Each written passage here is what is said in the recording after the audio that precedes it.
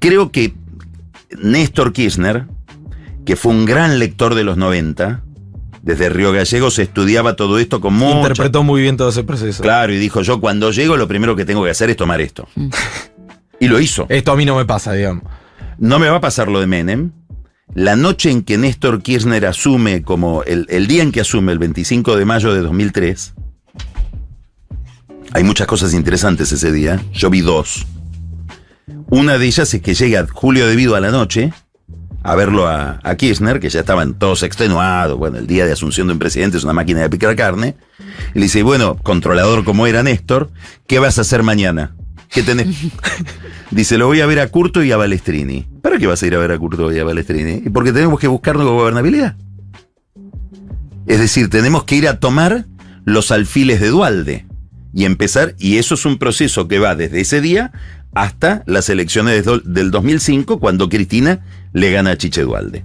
Digamos, y hay una estrategia muy sistemática del kirchnerismo, me parece que es probablemente, si uno tuviera que analizar el kirchnerismo, es un eje central, que es convertirse en un poder bonaerense, que culmina con Máximo Kirchner, presidente del PJ de la provincia de Buenos Aires, poniendo, como hacía en el caso de Kirchner, Cristina, candidatos a gobernador inofensivos, porque no son bonaerenses. Claro. No hace lo de Duhalde. Va Yoli, va Solá, va Kicillof. Lo mismo pasa con la oposición, es decir, porteños. Claro. De hecho, vos marcás en los últimos reportajes que el poder de Cristina hoy se centra en el conurbano.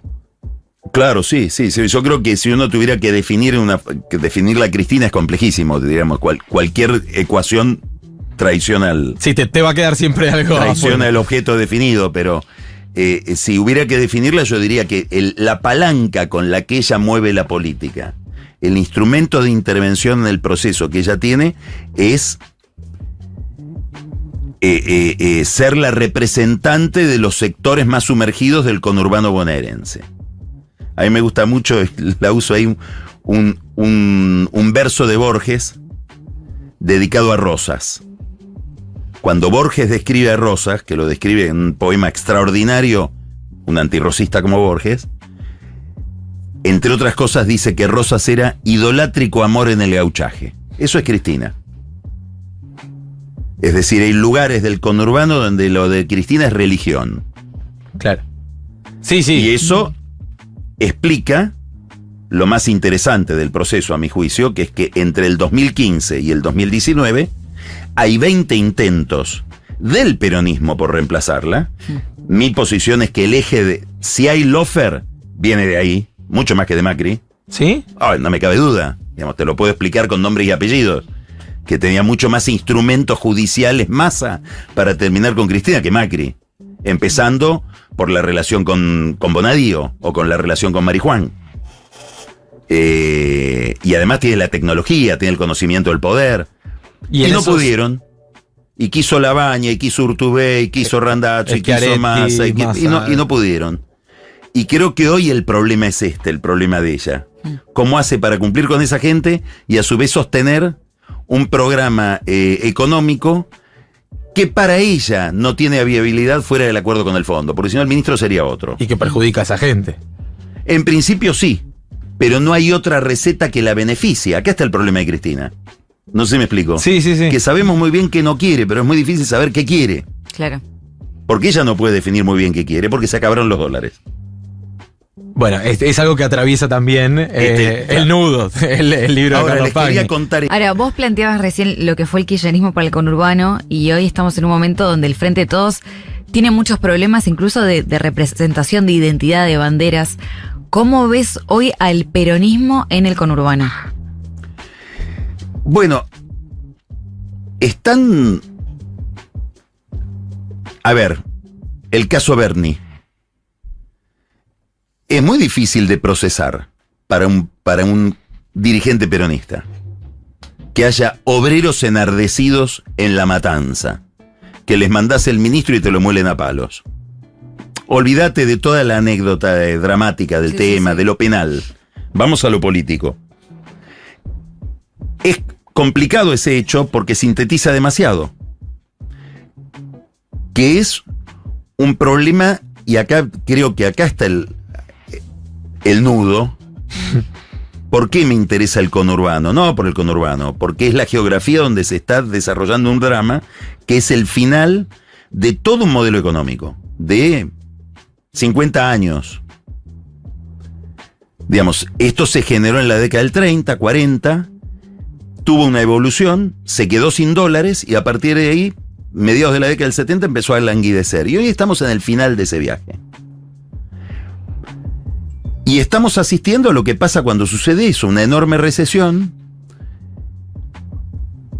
La gente que siente que las prestaciones de la política, las prestaciones del Estado son cada vez más deficientes. Yo escuchaba las noticias que todos los comentarios, estaba recién escuchando el programa, todo lo que ustedes decían sobre la interna en Capital. No me enganchaba con la anécdota de los nombres y eso. Me enganchaba con la idea de que hubiera una interna. Me parece extraordinario. ¿Para el peronismo?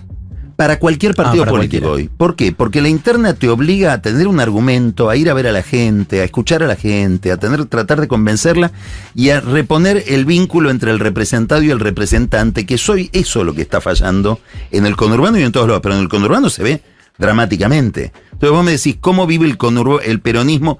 Y dramáticamente. Es la primera vez que el peronismo no te puede garantizar además el orden. El peronismo, a mi juicio, nació para garantizar. Perón lo imaginó como un movimiento que lo que iba a hacer es evitar una revolución en el conurbano. Evitar la revolución, no producirla. Y para eso logró una revolución del ingreso, digamos. Incorporar los sindicatos. Sí, con los sindicatos, ¿no? Sí. Desarrollados en el conurbano y demás.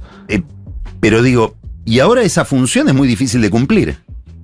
Y la gente se te va, lo que están mostrando las encuestas, las de todos, es que la gente se va o a la abstención o a Milei.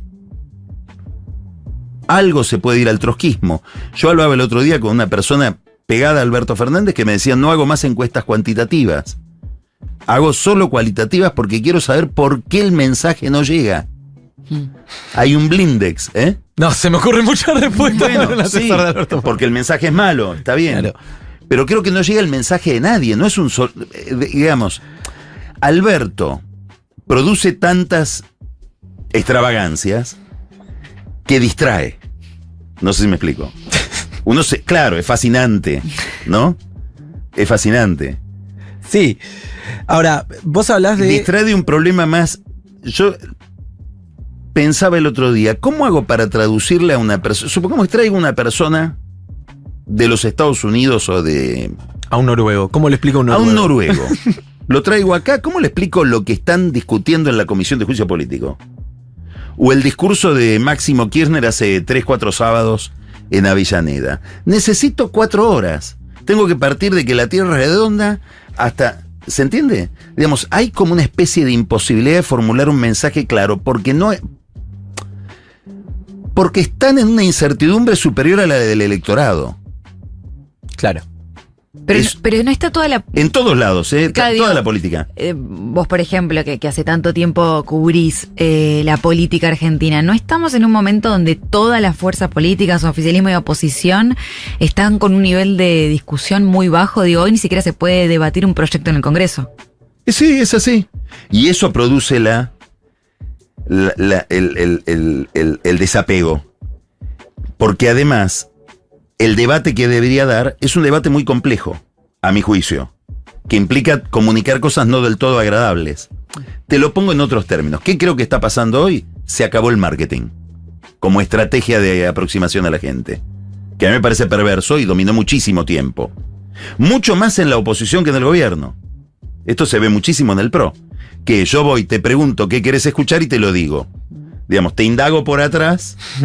Y te lo digo por adelante. Y te lo digo por adelante, ¿no? Espío qué querés saber y te lo cuento. Bueno, eso se acabó. Se acabó.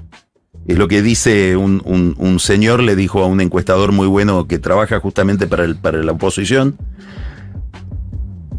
Hace focus group. La gente llora. Este señor hace tareas de investigación cualitativa en Jujuy, en Córdoba, en el conurbano, en la ciudad de Buenos Aires. La gente llora.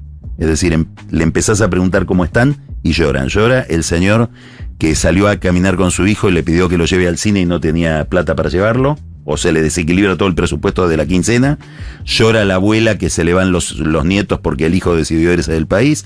Llora la señora que le tiene que decir a su hija que no le puede seguir pagando la universidad y que te quiere, o lo que sea. Ante ese estado de ánimo, que creo que hay que remontarse mucho en el tiempo para percibir. A mí me interesaba mucho lo que vos me decías fuera del micrófono. Lo que digo dentro no. No, no. Mucho más interesante lo que decías afuera, muchísimo más interesante. Si es que te animás a decirlo ahora. El tema de la angustia frente a la actualidad. Ah, sí, pero lo decimos todo el tiempo. Lo dije al aire el otro día. Él me preguntaba cómo está y yo le decía, estoy angustiado, no sé por qué.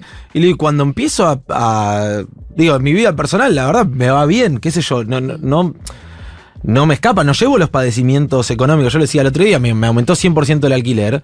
Sé que puedo pagarlo mal que mal, puedo ajustar acá ya, pero puedo pagarlo. Ahora no dejo de pensar en quien no puede resolver eso. Y me angustia la actualidad y me angustia... ¿Qué me angustia la actualidad? Ponerme a hacer una entrevista y que terminemos siempre hablando de las internas. Que maten a Daniel Barrientos, me siento con Aníbal Fernández y me diga, lo llamé 9 veces a Bernie, no me atiende. Y yo decía, bueno, pero coordinan ahora a partir de este caso que se reitera. No coordinamos nada, no hablo. Y así todo, en la oposición ni hablar y demás. Y creo que hay una descomposición, que es de lo que vos hablas. A mí por lo menos me angustia esa descomposición. No solo por la situación social, sino también por ver que la proyección no es buena. Digamos, que la política no está dando respuesta y se está agravando cada vez más, al punto tal que crecen los fenómenos antipolítica. Milei crece más por antipolítica que por las ideas libertarias que pregona, me parece. Bueno, no puedo coincidir más. Cuando a este señor le pregunta a ese grupo... Siento que hice terapia. Y ustedes... Hice terapia con Paqui. No está mal. Digo, cuando este señor le pregunta a ese grupo, bueno, ¿y la política? Ante todo este llanto, ¿y la política? Uno le contestó, para sintetizar todo lo que vos dijiste, la política es un circo vacío. Nosotros ya no fuimos. No es que se fueron los políticos. No fuimos nosotros, dice. Se quedaron los domadores, los equilibristas, el trapecista, agrego yo, muchos payasos. Y nosotros no fuimos.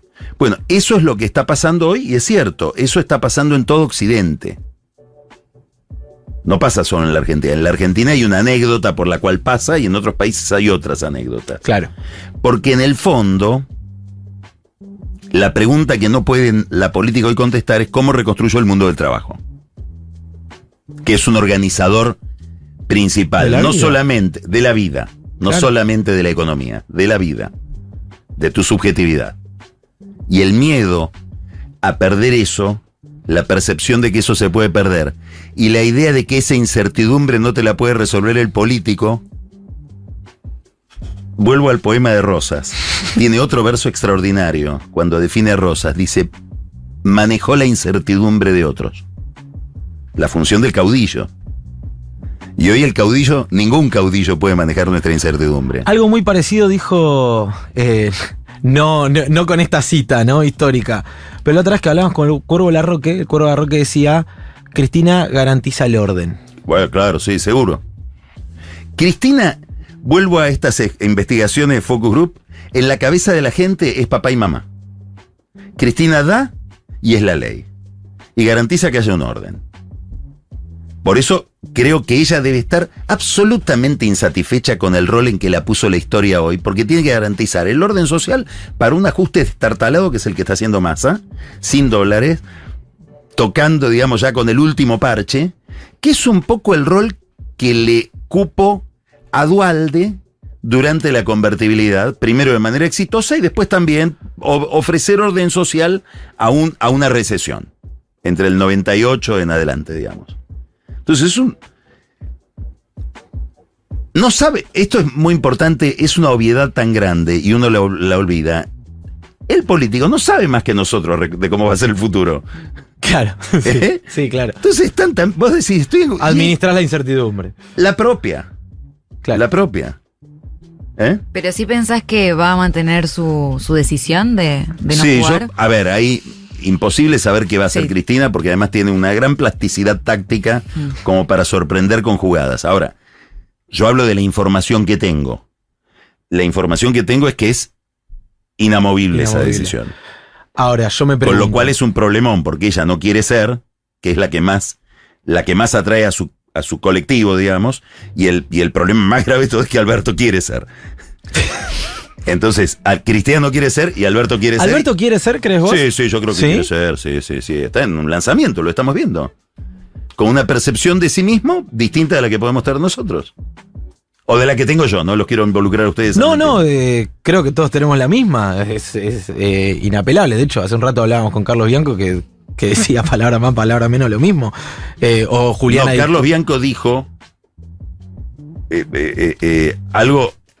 Hay una perla ahí durísima, porque plantea el centro del problema. ¿Cómo hacemos para ir con un candidato que no fue exitoso? Listo, chao. Listo, ya lo dijiste. Sí. Sí, y yo le decía. No podés volver de eso. Claro.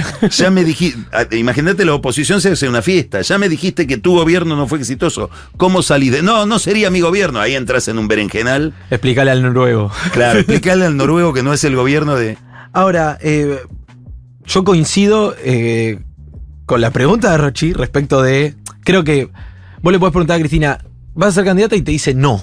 Y después las circunstancias te vuelven a llevar a decir, Cristina, ¿vas a ser candidata?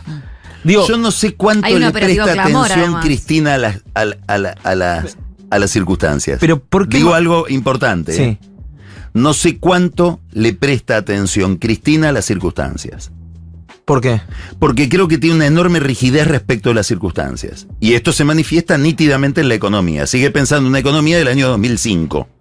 No pudo asimilar nunca que desde el 2012, 2013, acá hay un anticiclo en toda la región. No es un problema argentino. En toda la región. Y no pudo repensar su pensamiento económico. Entonces, tiene una enorme capacidad, plasticidad para sacar conejos de la galera, pero sobre una rigidez de base muy, muy fuerte. Ahora, si la catástrofe es inevitable, como... sí, yo creo que es inevitable. Para el frente de todos, sí, digo, ¿eh? Sí, creo que sí. Suponiendo que la catástrofe sea inevitable, creo que hoy realmente es muy complejo.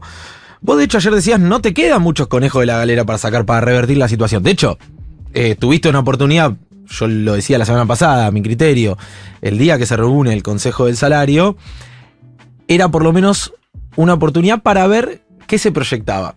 Y la proyección es, mantengamos estable el barco. Digamos, no es, vamos all-in, vamos a hacer una apuesta fuerte, una recuperación fuerte, por la espiralización de la inflación. Bueno, Kelly Olmos y demás. Después está la particularidad de aquellos que responsabilizan a Kelly Olmos. Sí, pobre. Pero le preguntás por más y te dicen un fenómeno. Pero creo que 80 lucas y 88 a junio es una sentencia.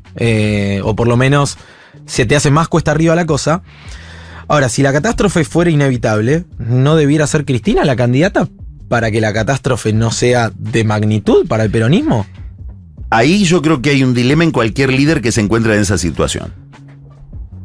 Si yo sé que voy a una catástrofe, y es un dilema, es un problema para el que yo no tengo la solución. No sé si alguien la tiene. ¿Qué me conviene más? Yo, líder, ¿cedo identidad para captar al votante que a lo mejor puede venir y no viene? ¿O no va a venir en ningún caso y lo único que debo hacer es replegarme sobre mi identidad, no ceder nada y prepararme para ser con esa base a la que no traiciono un actor en el proceso de lo que viene y una oposición al futuro Como gobierno? decía Alfonsín, no cedamos las ideas y si no, preparémonos para perder. Pero Alfonsín fue con Angelós. Bueno, digo como decía. Hay que recordar aquella campaña, ustedes eran muy chicos o no habían nacido, pero había que estar en la campaña de Angelós en la provincia de Buenos Aires, donde antes de hablar Angelós hablaba Moró, este Moró de ahora. Pestes de todo lo que proponía después Angelós, y Angelós lo veías haciendo malabar. Es un poco eso, ¿no? Digamos, entonces, ¿qué haces? ¿Vas por la línea de Moró? Que era, no bajamos ninguna bandera, vamos al voto nuestro, nos replegamos en la provincia de Buenos Aires y sobre el conurbano, o intento un nuevo Alberto. Massa. ¿Tenés margen para inventar un nuevo Alberto? Esa es la pregunta. ¿Tiene sentido? Porque pierdo de los míos, que se me van a ir a la abstención o al trotskismo, a donde sea, y a lo mejor no traigo a los otros. Y creo que ella está en ese problema. Y estás en el peor de los mundos ahí. Porque perdiste sin banderas, ni siquiera. Cuando vas a la derrota catastrófica, siempre estás en el peor de los mundos. La política es una opción entre dificultades. Digamos, no tenés la posibilidad de pintar el cuadro como si fuera una página en blanco. Y en eso están. Ahora, este choque de modelos que hay en el frente de todos, ¿lo ves en Juntos por el Cambio? Digo, ahora que no está Macri, Larreta y Bullrich, ¿garantizan modelos distintos o al final de la historia tienen el mismo modelo? Yo creo que ustedes recién, cuando analizaban las internas, plantearon al pasar un tema, me parece importante, que es también en Juntos por el Cambio, en la capital. Yo creo que así como hay un dilema en la provincia de Buenos Aires respecto del liderazgo de Cristina, cuánto va a quedar del liderazgo de Cristina después de todo este proceso, en la capital federal se está decidiendo un duelo entre Larreta y Mauricio Macri, en la persona de Jorge Macri. Que los instrumentos de esa guerra son candidaturas, pero sobre todo el método. Va a haber 2 urnas, va a haber una sola urna, va a haber 2 fechas, va a haber una sola fecha. Estas son las incógnitas de estos 2 ejércitos que se van a enfrentar. ¿Por qué me interesa esto? Primero porque estamos hablando de cómo se procesa dentro de un partido personalista, porque el PRO nació como el partido de la gente a la que le gusta Macri. Sí, como el partido de Berlusconi o el partido de Piñera. No es un partido de la ideología. Sí, hay una ideología, pero encarnada muy en un nombre y apellido. Bueno, la sucesión de ese liderazgo en ese tipo de partidos es muy traumática, es muy difícil. Larreta, me da la impresión, está acariciándole la pata al tigre, digamos. Está jugando con ese peligro, con ese problema. No peligro, problema. Ahora, esto mismo que sucede me da una definición sobre por qué se bajó Macri. Porque Larreta, que es un consumidor compulsivo de encuestas, no creo que piense en enfrentarlo a Macri si es el Macri del que habla Macri. Que me bajo de un triunfo, me bajo porque llegué a un nivel espiritual que me permite renunciar al ego. Me superé a mí mismo. Claro, no, me parece que si Larreta está pensando en enfrentarte, debe haber alguna encuesta donde le suma a Larreta en el conurbano enfrentarse con ese nombre, con ese símbolo. No sé si me explico. Sí. Entonces también se está jugando eso ahí. En ese duelo, que no sé si se va a desatar o no. Estas 2 semanas me parece que son cruciales para eso, ¿no? Claro, total. Ahora, ¿Y qué van a hacer los radicales? Digamos, también hay una tensión enorme, importantísima, porque de ahí deviene después cómo sería un gobierno de Juntos por el Cambio que pasa por estas peleas. Por eso insisto con esa pregunta de si ellos siempre se terminan ordenando y si gana Bullrich o gana Larreta, ¿el resultado va a ser el mismo? ¿O esos matices? No es lo mismo por 2 razones. Primero, por 2 razones. Primero, porque hay una fuga de votos muy grande del Frente de Todos. Por lo tanto, no es lo mismo qué capacidad tiene Juntos por el Cambio de receptar esa fuga si es Bullrich o es Larreta. Cuando Larreta dice, quiero cerrar la grieta, lo que está diciendo es, yo me quiero poner una posición que me lo permite mi ecuación electoral, porque yo no tengo tanta imagen negativa ahí, de captar votos desencantados del Frente de Todos. Por ejemplo, los votantes de Massa. Eso los quiero que vengan conmigo. Por eso no los quiero insultar. No les quiero decir, no, ustedes son los que fueron con los ladrones, que es lo que diría Bullrich. O sea que, según quien gane esa interna, va a haber o no un flujo mayor o menor del Frente de Todos hacia Juntos por el Cambio. Ahora, hay un segundo problema. También está Milei, que es el otro fenómeno. Si gana Larreta, si gana Bullrich, a mí no me cabe duda que el votante de Larreta termina votando a Bullrich. Sí. Y el votante radical termina votando a Bullrich, por una especie de disciplina y de fondo antiperonista. Sí. Si gana Larreta, no sé si el votante de Bullrich, todos los votantes de Bullrich votarían por Larreta estando la opción Milei. Yo creo que no, ¿eh? Bueno, entonces, contestando, no es indiferente, es un sistema. no es indiferente quién gane y quién pierda para que se muevan después las otras piezas y los otros grupos, digamos, alrededor de esto. Ahora, en cuanto al... Perdón. Sí. Muy importante, en cualquier caso, en cualquier fuerza política, cualquiera de las dos, que haya alguien que gana nítidamente. Digamos, acá lo que se requiere es una relegitimación del líder, del que surja como representante. Cuanto más legitimación, más tiempo te ahorras de transición al resolver los problemas. Y más fácil es la resolución de los problemas. Y el ordenamiento económico. Es muy distinto, supongamos Juntos por el Cambio, que llegue un presidente que tiene que volver al Zoom todas las noches a preguntar lo que está haciendo, que uno que tiene un mandato para hacerlo. Ahora, perdón, ¿no corres el riesgo de que suceda con Macri eso? ¿Qué quiere decir con Un Macri? triunfo de Patricia Bullrich o Horacio Rodríguez Larreta, que salgan corriendo al Zoom a preguntarle a Macri por dónde seguir. Es más fácil, mirá lo que te voy a decir, es todo un problema, y creo que es un problema enorme para Patricia Bullrich. Y creo que ella lo tiene en la cabeza. La condicionalidad. Sí, que lo tiene en la cabeza. Y que Macri sabe que tendrían tal vez menos capacidad de intervención con un gobierno de Bullrich que con un gobierno de Larreta. Mira. Por un problema de temperamento. Más indisciplinada, Patricia. Te lo voy a poner en los no, un sentido más peronista del poder. No quiero un Puerta de Hierro. No quiero Puerta de Hierro, donde van a consultar a Cumelén y después sale la foto en Cumelén y un tuit insidioso, ambiguo, cuestionando las cosas que yo estoy haciendo. Estoy imaginando un futuro, ¿no? Sí. No, eso no. Claro. Ahora... Esto es un tema donde ponerlo a Macri, ¿no? Felipe González dice que los expresidentes son como jarrones chinos. Jarrón chino. Muy, muy valiosos. Todos sabemos el valor que tienen, no sabemos dónde ponerlos. Lo decía por él. Ahora, y en cuanto a las propuestas en sí mismas, yo el otro día lo dije acá al aire, me espantó me dio miedo directamente escuchar a Patricia Bullrich la ensalada conceptual, ¿no? Sí. Hablando de deflación, o esta inflación, había dicho.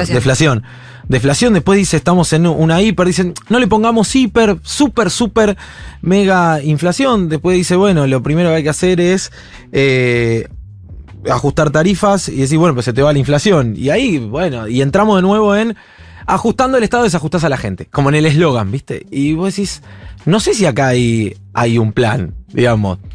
Después, lógicamente, de más está decir, yo no coincido, digamos, con lo que se plantea muchas veces desde Juntos por el Cambio. De hecho, me parece que hay una experiencia muy traumática de lo que fue el gobierno de Mauricio Macri.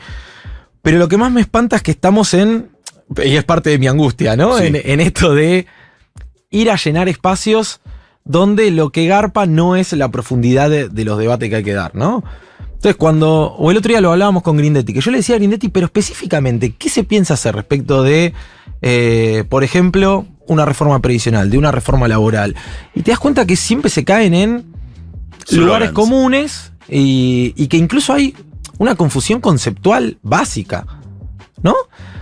Ritondo diciendo, por algunas medidas nos van a tirar 70 toneladas de piedra. Decís, bueno, ¿cuáles? No, bueno.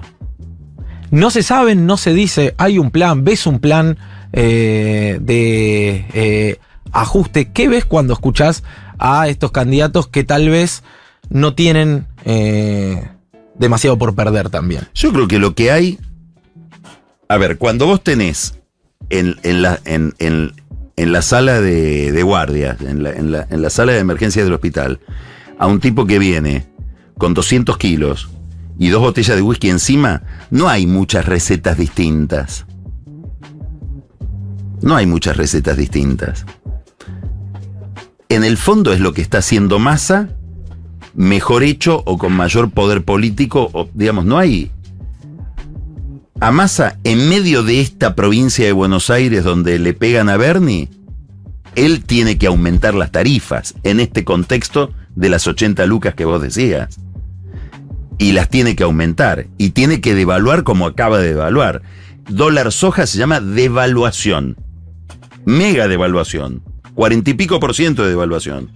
Entonces, devaluar, subir la tasa de interés, ajustar el gasto público, porque tenés digamos, ya no hay mucha discusión en el margen. Entonces, la pregunta no es la receta. La pregunta es cómo lo haces políticamente. Primero, ¿con qué nivel de poder político? Segundo, ¿con qué creación de consenso? ¿Con qué nivel de gradualismo? Yo estoy totalmente en contra de la discusión gradualismo-shock. hay cosas en las que necesariamente tenés que ser gradualista y otra para que funcione tienen que ser de shock. Es infantil preguntarte shock o gradualismo. Al tipo que pesa 200 kilos no le podés hacer un shock que pese 80 en una semana, porque no existe eso, porque se mata. Sí. Entonces, me parece que la pregunta en el fondo no es cuál es la receta. La receta es más o menos, y además les comunico algo. La única receta es la del fondo, porque yo no, si el Frente de Todos decidió no romper con el fondo, menos va a romper junto por el cambio. Entonces el tema es cómo políticamente construyo el consenso y pienso una estrategia para esa receta mirando bien la realidad. Porque ahora, para ser un poco optimista, mira, no encuentro a nadie después de la oposición. 40 minutos. Después de 40 minutos. No encuentro a nadie de la oposición y tampoco del gobierno que diga, che, a lo mejor hay que ajustar menos de lo que estamos pensando. ¿Por qué? Y porque va a haber un gasoducto que te va a proveer el año que viene de 1.600 millones de dólares más y probablemente en el 2025 hay cálculos sobre esto. Digamos, cómo cambia la ecuación de los dólares en la Argentina. Daniel Gerold, por ejemplo, que es un experto en gas, te pinta todo un cuadro respecto de la oferta de dólares en la Argentina en los próximos 4 años que cambiaría la balanza y te impediría te evitaría hacer un ajuste más violento, digamos. Me parece que también hay mucha teoría y poco estudio de la realidad concreta de cómo van a ser las cosas. A eso apuntaba un poco mi pregunta, ¿no? Sí. Justamente en ese mismo sentido. Me alegra que cerremos con un mensaje de esperanza, porque son las 12 ¿Está bien? del mediodía. Me quedé con ganas de tanto. Nos quedó charlar mucho del Poder Judicial. ¿Cuándo volvés? Cuando quieras. Para el segundo capítulo. Lo pasé muy bien. ¿Sí? Sí, bueno, muchísimas gracias. Gracias, Carlos. Felicitaciones por el nudo. Editorial Planeta. Lo pueden encontrar ya mismo en librerías. Está en la tienda de Futurock, creo. También. Creo que también. Creo. No sé. No lo puedo capaz afirmar, dije una no lo puedo boludez. afirmar. No sé.